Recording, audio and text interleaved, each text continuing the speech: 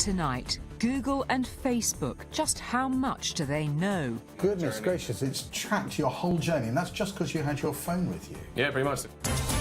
The tools they use to identify you even without your personal details. Hello. Hi. Do you feel anonymous? No. The terms and conditions we're signing up for. We've printed out the T's and C's for Facebook. 67,000 words. And how other companies can harvest your information without you even knowing it. If there's one thing that this current scandal shows, is that it is absolutely impossible to understand what is happening with your data. Good evening and welcome to the Tonight programme. If you've recently received emails from companies and organisations asking you to give them permission to keep contacting you, then you're not alone. In 3 weeks' time, new regulations known as the GDPR come into force designed to better protect your personal information. So what do Google and Facebook, who are making billions out of our personal information, know about you? Adam Shaw investigates.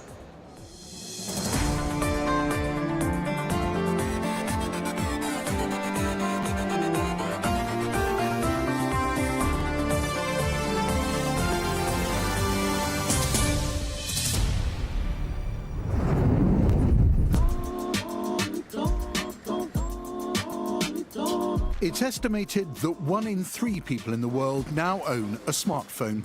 But up until recently, few people had thought about the data they routinely give away when using their apps. But the recent scandals surrounding Facebook and Cambridge Analytica, which we learnt yesterday is shutting down, has brought the issue to people's attention. One of the most popular websites, and we don't even think of it as an app, is the search engine Google. It's the second most valuable company in the world. It dominates much of what we do online and is used for 1.2 trillion searches each year. I've come here to a rather rainy Ireland to meet a web designer who's invested a bit of time to find out exactly what the likes of Google know about us. Dylan Curran's been using Google products for 10 years, including its search engine, Drive, Android, Google Maps and Gmail. Then he found a way to download all the data that Google had ever accumulated about him and was astounded to find the equivalent of 3 million Word documents. Well, you've got some of the files here. Can you just talk me through the sorts of information we could discover by you by accessing your phone? So first thing I'm going to show you is the Google Maps timeline. So this records pretty much everywhere I've been for, say, the last 6 years. This is extraordinary. This is very quickly accessing. You've done this via your Google account. Yeah, so you can see the exact, you can see my Goodness journey. gracious, it's tracked your whole journey, and that's just because you had your phone with you. Yeah, pretty much. There's my journey to and from work. What else can we see? So this is, say, like all my bookmarks, my browser history, my extensions, my search history, and then sync settings. So that's like the different devices that I have Google on. So I can see everything you've ever searched for on the internet. Yep. So if I go into browser history, and then you can just see all of the websites I've ever browsed.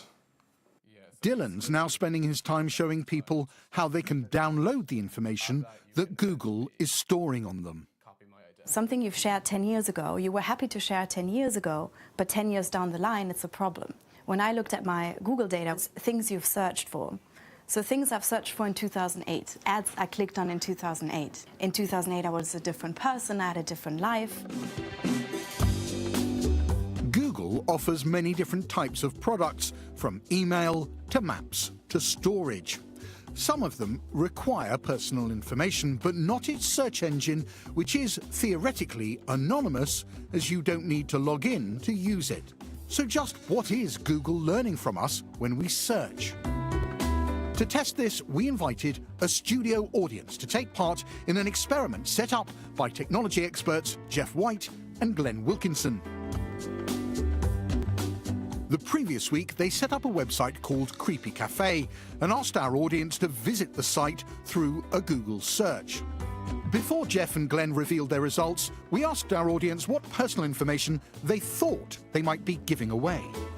It's scary how much they can get these days. You hear stories about Cambridge Analytica and stuff, so I just hope they're not taking anything I wouldn't put online myself.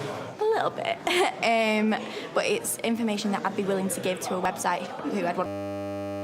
So it doesn't worry me that much. If it was any more than that, I think I'd be worried. It's a bit worrying, but I don't know. It's not about paying too much attention because I think it should be under control right now.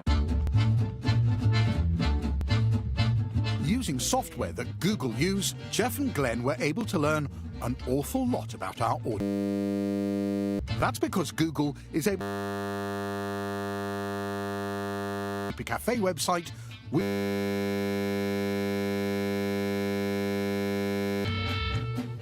Google is trying to work out who you are, trying to work out what you're into, what you're interested in, and it's splitting this up into different categories. We've got green living enthusiasts. Hands up for you green living enthusiasts. Oh, a couple there, yep. Value shoppers, go on, fess up, value shoppers. Google's breaking you down into these categories. Very useful for advertisers. Really useful for people like me and Glenn who run websites. But Google's algorithms are even more powerful than that. Even without someone's personal information, they can build a very accurate picture of someone. For example, I like theatre.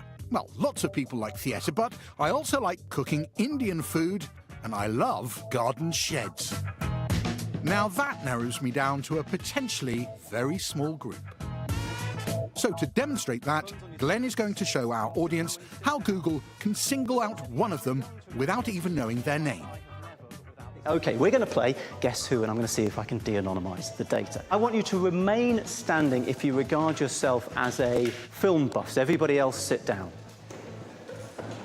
I want you to remain standing if you're a travel buff. Sit down if you're not, remain standing if you're into travel. I want you to sit down if you're male. And I want you to sit down if you're under 18. I want you to sit down if you're under 25.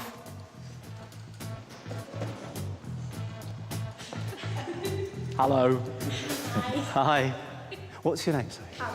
Karen. Do you feel anonymous? No. Round of applause for Karen. I'll volunteer. You can sit down. Thank you. What Jeff and Glenn are saying is that Google don't need any personal information to pick you out from a crowd and target you with specific adverts. A point that isn't lost on Google's competitors. If I were to describe you or identify you right now and say the gentleman sat in a red chair with a blue shirt and brown glasses, you would consider that to be identifiable in your data. But in the world of advertising, a lot of the time, that isn't considered to be personal. So actually, a consumer's perception of what they believe to be personal versus what the law or an advertiser might construe as that is very different. Google told Tonight in a statement, in order to make the right privacy choices that are right for them, it's essential that people can understand and control their Google data. Over the years, we've developed tools like My Account expressly for this purpose, and we'd encourage everyone to review it regularly. Last week, Facebook posted record profits of £3.6 billion for the first 3 months of the year. Facebook's success relies on the fact that we do give the social media platform a lot of our personal information, which allows advertisers to specifically target us. I wanted to find out what Facebook knows about me, so I downloaded my data, which they'd been collecting for 10 years. Here, for example, are all my friends, my timeline, and advertisers who have targeted me. But this was the real shocker. All of my phone contacts from every phone I've ever had for as long as I've had a Facebook account have been downloaded. And the problem is there's lots of sensitive information there. Some of these contacts I've developed over many years as a journalist, and I must have given Facebook access to my phone contact without actually realizing what I was doing. And it appears I'm not alone. What most people don't realize is that Facebook constantly collects information while we browse. That's because embedded in most websites is a hidden trigger designed to let Facebook know what you're browsing. This trigger was in Jeff and Glenn's Creepy Cafe website, which we asked our audience to visit before the show. There's a tiny bit of this website that doesn't belong to me or Glenn. There's a tiny bit of this website that belongs to Facebook. This is the Facebook pixel code. It's called the Facebook pixel code because it's 1 pixel by 1 pixel. And the way it works is this. When you visit this site on your phone, your tablet, your laptop, whatever you're using, you get to here, wherever the pixel is, and your phone goes, oh, that's Facebook. And it goes over to Facebook. Facebook goes, oh, where'd you come from? Oh, I came from creepy.cafe. Oh, OK. Boom. Facebook links this website visit, your website visits, with your Facebook profile. Knows you visited Creepy Cafe, but only if you're logged in when you visit the site. The trick only works if when you visit creepy.cafe, you're logged into Facebook. The recent scandal involving Facebook is because people were not aware that third-party companies or organisations could get hold of their Facebook data. To demonstrate what information we make public at a click of a button, Jeff and Glenn invited our studio audience to like their Creepy Cafe Facebook page. Essentially, I kind of went through your profiles, pulled out bits and pieces, and I tried to figure out what I can about an audience of 20 people sitting in front of me. So here's you guys, or a subset of you. Was that like 14 of you? And that reaction's interesting, right? It's like, oh, that's me. How awkward, I'm up on the TV. But obviously I have your data. You went to my website that I control. You liked a page that I control. You do this all the time. Some of you with hundreds and hundreds of pages you've been liking. And every one of those people who own those things can see this data. So for example, Ellie, you're into ice cream, right? Ice cream, vitamin water, Ferrero Rocher, Amazing Phil, Nando's, excellent, Ben & Jerry. A lot of this stuff is fairly arbitrary, not that exciting. Ah, Assassin's Creed, excellent, I play that too. Filthy Frank, not going to ask. Facebook told us, as people use Facebook, they share information and content, whether it's liking a post, sharing a photo, or updating their profile. We use this information to give a better service. We provide advertisers with reports about the kinds of people seeing their ads, but we don't share information that personally identifies you. And it's this ability for external organisations to harvest people's Facebook data that is the centre of current concerns. 4 years ago, Cambridge academic Alexander Kogan was allowed to install a personality quiz on Facebook. 270,000 people downloaded it, handing over their data. What those people didn't know was that all their friends' profile data was collected as well, bringing the total to potentially 87 million Facebook profiles. This data was then allegedly used by a company called Cambridge Analytica to influence American voters during the last presidential election, something the company denies. Facebook seeks to gather information. Damien Collins MP is chair of a select committee which has been hearing evidence about these data breaches.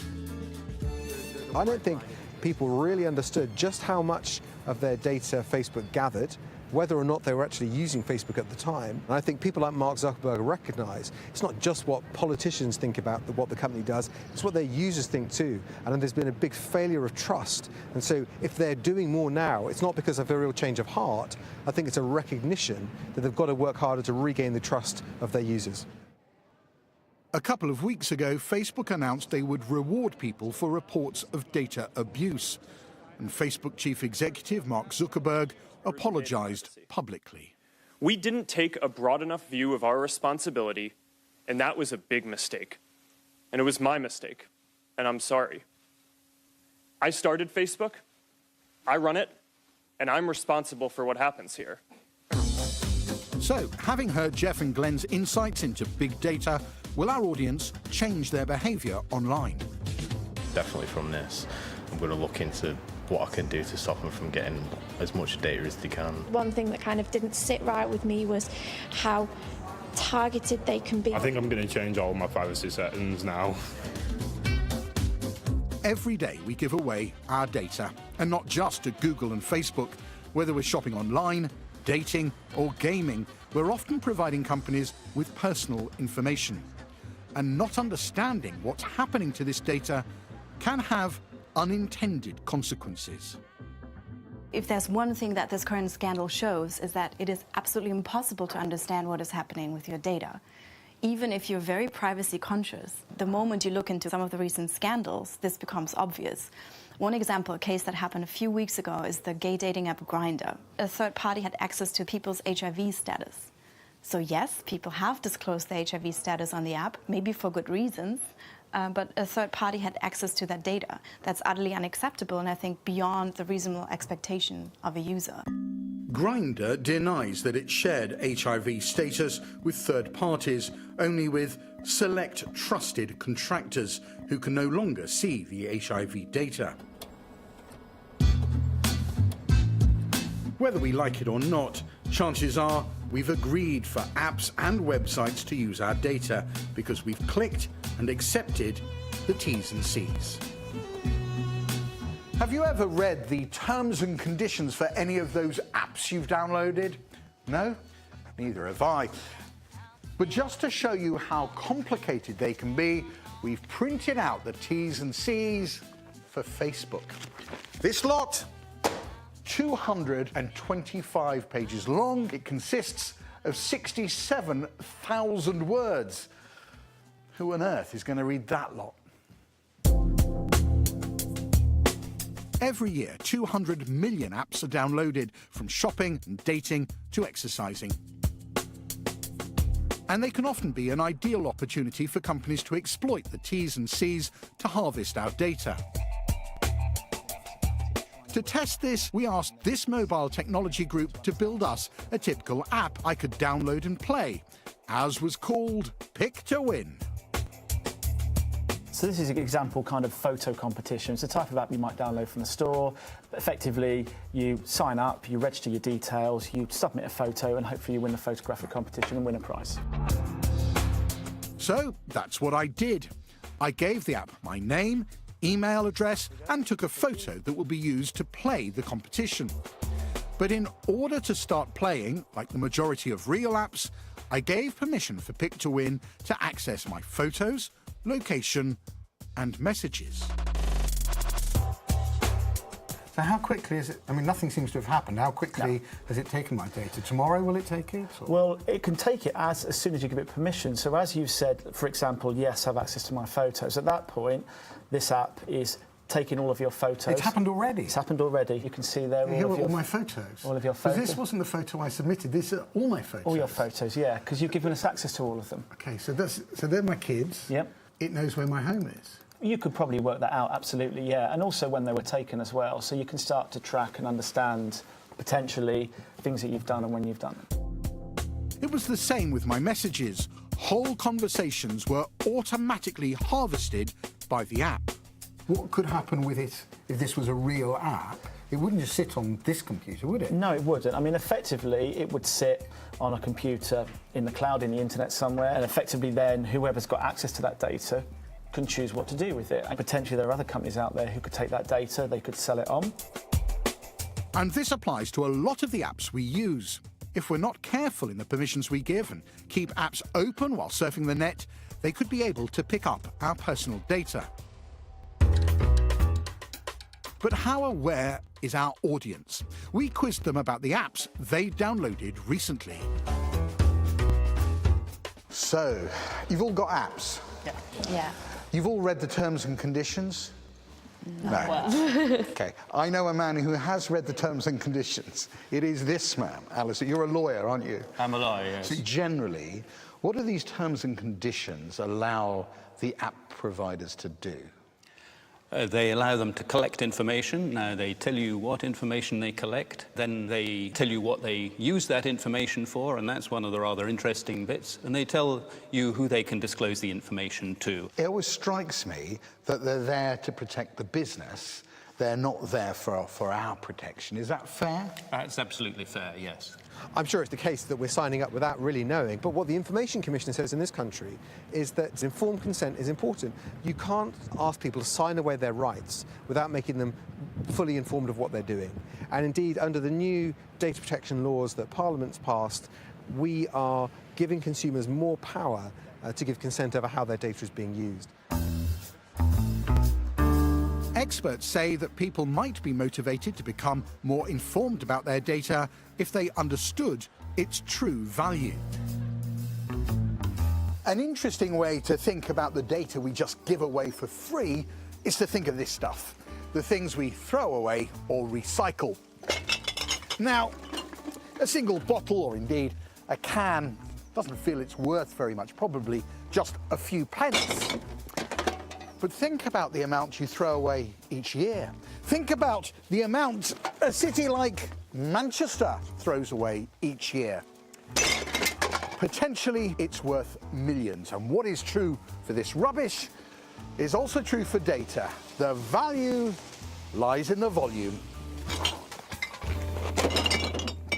So, what value should we all put on our personal information? Last September, a data security firm tried to find out. They set up a pop-up shop in London selling mugs, T-shirts and limited edition prints from a contemporary artist. But the shop wouldn't accept cash, only data for payment. What kind of data? Photos, WhatsApp conversations. Mine. Yours. The aim of this stunt was to see how easily we give away our personal information on our devices. On that screen for the next 2 days. That's the deal. I don't like that offer. Nick Oliver has set up an app that doesn't share your data, but instead gives you hard cash for it.